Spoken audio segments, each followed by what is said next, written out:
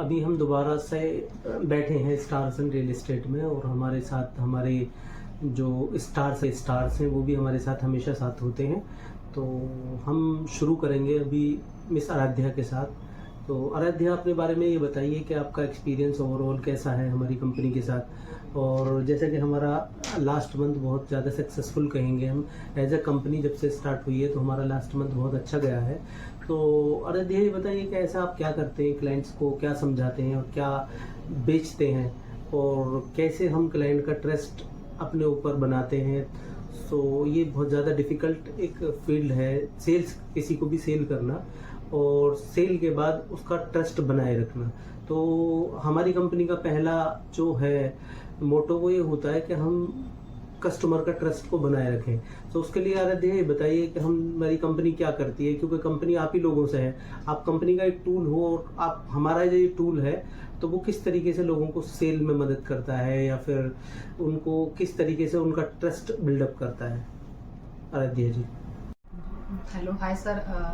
First of all Aradhya, my experience में अगर experience की बात करूँ हमारी, तो लगभग हमें 4-4.5 साल हो चुके हैं रियल एस्टेट इंडस्ट्री में। और मैं एक्सपीरियंस की बात करूँ इस कंपनी के अकॉर्डिंग, जो हम कंपनी में काम करके आए हैं, तो वहाँ के अकॉर्डिंग मुझे यहाँ ज़्यादा ठीक लगा, क्योंकि लास्ट कंपनी जो होती थी वहाँ पे लीडर्स सपोर्टिव नहीं थे। ऐसा नहीं है कि मैं कैमरे में देख रही हूँ या फिर आपसे बात कर रही हूँ इसलिए बोल रही हूँ, बट ये रियलिटी है। जो भी मैंने डील्स उठाती थी मैं खुद से मेहनत करती थी, कोई सपोर्ट नहीं था कि हमें कैसे क्लाइंट से बात करनी है, क्या सजेस्ट करना। हमारे पास जो चीज़ें उसकी मुझे नॉलेज नहीं थी, बट काम करते करते मैंने सीखा। बट जब यहाँ पे मैंने ज्वाइन करा तो मुझे उन चीज़ों के बारे में बताया गया है कि जैसे कि हम हमारे जो क्लाइंट होते हैं तो उन्हें क्या चीज़ चाहिए, उसके अकॉर्डिंग हमारे पास ऑप्शंस होते हैं। अगर बजट कम है हमारे पास, तब भी हम क्लाइंट को अच्छी चीज़ें और इन्वेस्टमेंट बता सकते हैं। हाई मीन्स अगर हमारे क्लाइंट के पास अच्छा बजट होता है, 1 CR प्लस हो, 2 CR, 5 CR, जितना भी होगा उसके अकॉर्डिंग हम उनको अच्छा सजेशन दे सकते हैं। इन्वायरमेंट की बात करूं तो बहुत अच्छा रहा है हमारा यहाँ पे, क्योंकि यहाँ पे जो हमारा पूरा स्टार्स एंड रिलेटेड कंपनी है, पूरा हमारा एक फैमिली की तरह है। अगर हम यहाँ पे लास्ट हमारा जो एक्सपीरियंस है, 2-3 दिन पहले हमारी जो हार्ट की प्रॉब्लम है, इस टाइम पे हमें पूरी कंपनी ने साथ दिया था, तुरंत हॉस्पिटल लेके गए, जो कि मैंने सोचा नहीं था कि ऐसा भी हो सकता है, पूरा सपोर्ट करा। तो बहुत अच्छा लगा मुझे यहाँ पे ज्वाइन करके। अभी मुझे यहाँ पे 1 मंथ हुआ है, तो 1 मंथ में ही मुझे अच्छा लगा। और जो हमारी जो लास्ट मंथ जो हमारा गया हुआ है अच्छा सक्सेसफुल, कहीं ना कहीं इसीलिए जा रहा है क्योंकि हमारे पास वो सारी चीज़ें हैं। लीडर भी बहुत अच्छे हैं, हम काम करने वाले लोग भी बहुत अच्छे हैं, जिसको भी जो भी नीड्स होती है, चाहे वो क्लाइंट से बात करने की हो, हमें क्या ऑप्शन देने हैं, जो हमारे न्यू ज्वाइनर हैं उनको जो हेल्प चाहिए होती है, नॉलेज चाहिए होती है, वो हम सारे देते हैं। So according to all real estate companies, मैं ये तो नहीं कहूँगी कि सारी चीज़ खराब है, बट इतना जानती हूँ कि मेरे एक्सपीरियंस के according stars and real estate is the best, क्योंकि सपोर्ट अच्छा है, लीडर्स अच्छे हैं और हमारे पास ऑप्शन बहुत अच्छे हैं, चाहे वो इंडिया के हों चाहे वो आउट ऑफ इंडिया के हों, सारी चीज़ें हमारे पास हैं। अगर मैं बात करूं मैं क्लाइंट की कैसे हेल्प करते हैं हम लोग, तो जैसे कि कई कंपनी क्या करते हैं कि क्लाइंट को बुलाया, उनको उनका जो चाहिए होता है, उनको जो नीड होती है वो चीज़ दी और छोड़ दिया। बट हम ऐसा नहीं करते, बीच में नहीं छोड़ते हैं क्लाइंट को। हम क्लाइंट को प्रॉपर सारी चीज़ें बताते हैं, उनकी नीड के अकॉर्डिंग क्या उनको चाहिए वो देते हैं। उसके बाद पूरी रजिस्ट्री मोटेशन जो भी होता है, एग्रीमेंट वगैरह सारा कुछ कराने के बाद भी हम उनको नहीं छोड़ते हैं, क्योंकि हम उनके लिए एज ए ब्रोकर काम नहीं करते, हम उनका पोर्टफोलियो मैनेज करते हैं, जिससे कि उनको आने वाले टाइम में भी अगर उन्हें हमारी नीड हो, उनको इन्वेस्ट करना हो, तो आगे भी हम उनकी हेल्प कर सकें। और ऐसा नहीं है कि हमें उनसे ही सिर्फ बेनिफिट लेना या फिर उनकी ही मैं सिर्फ हेल्प करूं। हम ऐसा PR बनाते हैं क्लाइंट के साथ, जैसे कि वो अपने रेफरेंस भी मुझे दें, और ऐसा होता भी है। एक्चुअल में ऐसा होता है हमारे साथ लगभग हमारा जो एक्सपीरियंस है स्टार्टिंग से अभी तक, वो क्लाइंट हमारे टच में है। क्यों टच में है? क्योंकि कहीं ना कहीं हमने उनके साथ अच्छा किया है, अच्छी चीज़ दी है और अभी तक साथ नहीं छोड़ा, तो वो हमारा साथ, तो हमें वो अपने जो भी रेफरेंस होते हैं तो वो भी देते हैं। तो कहीं ना कहीं हमारा जो PR है वो बहुत अच्छा है और क्लाइंट हमारे टच में है और आगे भी रहेंगे। तो आराध्या मुझे बताइए, बहुत अच्छा आपने अच्छी तरीके से हमें समझाया है कंपनी को। तो बताइए कि जैसे कि हमारा भी जो नोएडा का सिनेरियो है मार्केट का, या जैसे कि वर्ल्ड का पूरे का सिनेरियो थोड़ा सा चल रहा है, तो अब आप अभी इस टाइम नोएडा को किस तरीके से देखते हैं? कहाँ अच्छे इन्वेस्टमेंट ऑप्शन है?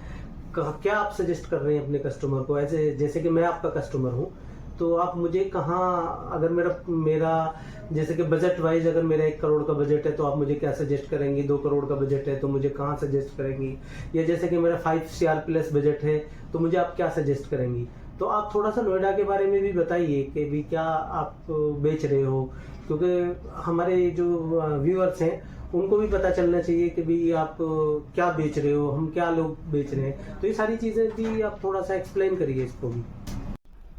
सर अगर हम इन्वेस्टमेंट की बात करें तो आप बात कर रहे हो 1 करोड़ से, तो ऐसा नहीं है सर। हमारे पास 5 लाख से भी स्टार्टिंग है, जिसमें हम ज़मीन का टुकड़ा देते हैं जो कि सबसे सेफ होता है। और नोएडा की बात करूं सर, तो हमारे पास नोएडा में इस टाइम पे अगर हम इन्वेस्टमेंट की बात करें तो सबसे बेस्ट रहेगा सर, आप या तो यमुना एक्सप्रेस वे पे जाएं या नोएडा एक्सप्रेस वे पे। क्योंकि नोएडा अगर आप अंदर जाते हैं तो वो पूरा हो चुका है डेवलप, इतना वो नहीं है। यमुना एक्सप्रेस वे की बात करूं तो यहाँ पे अगर हम अभी से स्टार्ट करते हैं तो आने वाले टाइम पे जैसा हम सर मैं बात करूं अगर महिपालपुर की, तो पहले उससे कोई नहीं जानता था। और आज के टाइम पे जब वहाँ पे वो आ चुका था एयरपोर्ट, उसके बाद अगर आज भी अगर आप वहाँ पे कुछ खरीदने जाओगे, ज़मीन हो गया, फ्लैट हो गया, तो वो नहीं मिल रही है। फ्लैट मिल भी रहे हैं तो करोड़ों में जा रहे हैं। और गुड़गांव एक ऐसा सिटी है जहाँ पे कोई मतलब गवर्नमेंट ने कोई कुछ भी वहाँ पे प्लान नहीं किया हुआ था। और अगर मैं बात करूँ नोएडा, ग्रेटर नोएडा की, तो ये एक प्लान सिटी है। यहाँ पे जहाँ पे हाईवे होगा उसके बाद आपको सर्विस रोड दी जाएगी, देन ग्रीनरी दी जाएगी, देन सेक्टर रोड होगा, देन ग्रीनरी होगी, उसके बाद अपने गांव के सेक्टर रोड स्टार्ट हो जाते हैं। तो यहाँ पे क्या है कि अगर आप इन्वेस्टमेंट करते हैं, अगर मैं 1 करोड़ की बात करूं सर, तो 1 करोड़ का इन्वेस्टमेंट है वो अगर आप कर रहे हैं तो वो मेरे अकॉर्डिंग आपको जाना चाहिए सर यमुना एक्सप्रेस वे पे, क्योंकि वहाँ पे अभी चीजें स्टार्ट हुई है, डेवलप स्टार्ट हुआ। तो वहाँ पे आपका जो 1 करोड़ आज के टाइम पे आप लगा रहे हो, तो आने वाले टाइम पे वो 5 से 10 करोड़ में भी कन्वर्ट हो जाएगा। और अगर मैं बात करूं 2 करोड़ 3 करोड़ की, और आपको जल्दी ही कुछ चीजें डेवलप चाहिए या फिर फुटफॉल चाहिए, तो आपको तो मैं सजेस्ट करूंगी सर आप नोएडा एक्सप्रेस वे पे जाएं, जहाँ पे बहुत सारी चीजें आ रही हैं, चाहे वो रेजिडेंशियल हो, कमर्शियल हो, प्लॉट्स हो, अथॉरिटी प्लॉट्स हो, तो सारी चीजें हैं हमारे पास। और आप बता रहे हैं सर मुझे 5 करोड़ का इन्वेस्टमेंट करना है, तो सर हमारे पास ऐसा नहीं सिर्फ नोएडा में ही है या फिर गुड़गांव में है। हमारे पास सर आप दुबई ले सकते हो, सिंगापुर ले सकते हो, ऑप्शंस बहुत है सर हमारे पास, और अच्छे ऑप्शन है जिसमें आपका ROI बहुत अच्छा है। ओके आराध्या, आपने बहुत अच्छी तरीके से एक्सप्लेन किया है इसको, और हमारी व्यूअर्स भी इसको देखेंगे और शायद आपको बहुत ज़्यादा इसमें वेलकमिंग जो है कमेंट्स आएंगे व्यूअर्स के। और इसी तरीके से आप अपनी नॉलेज को हमारे क्लाइंट्स के साथ, हमारे व्यूअर्स के साथ शेयर करते रहिए। बहुत बहुत शुक्रिया आपका, और आगे भी हम बात करते रहेंगे आराध्या आपसे। और आपकी इस जर्नी के लिए मेरी तरफ से बेस्ट ऑफ लक।